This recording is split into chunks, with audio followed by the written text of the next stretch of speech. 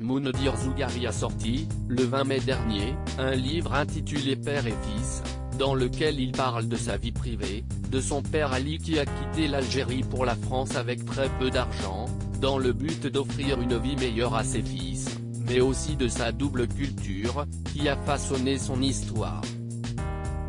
Pour l'occasion, celui qui s'est fait connaître en participant à la 3e saison de Koh-Lanta a accordé une interview à Public. Auprès de nos confrères, l'ancien candidat de l'émission de TF1 a évoqué le racisme qu'il a malheureusement connu et la manière dont il tente de protéger ses jeunes enfants vis-à-vis de cela. Mes parents ont été discriminés, sa mère est d'origine espagnole et son père algérienne, note de la rédaction, et ces discriminations continuent, a déploré Moundir auprès de nos confrères, avant de donner son avis sur la manière d'agir, à son échelle, pour améliorer la société actuelle.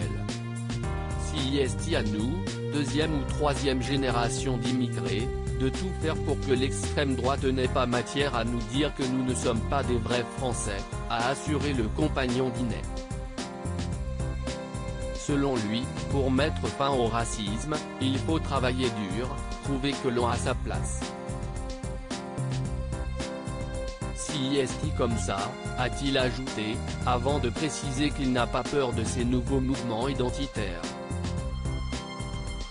J'ai grandi à l'époque des skinheads et j'entraîne mes enfants à repérer les discours de haine, a-t-il affirmé, prouvant qu'il prend le problème à bras-le-corps pour protéger sa famille.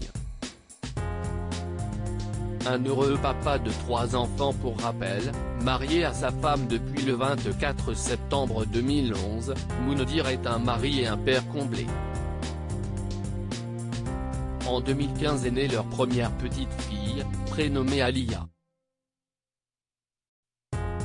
En 2019, le couple a accueilli dans sa vie un garçon que le candidat de télé-réalité a décidé de prénommer Ali, en hommage à son papa qui est mort en 2005. Enfin, courant l'année 2020, les tourtereaux sont devenus les heureux parents d'une petite Aya. Visiblement très heureux, celui qui a contracté le Covid-19 en mars dernier partage fréquemment des photos de son bonheur, sur les réseaux sociaux.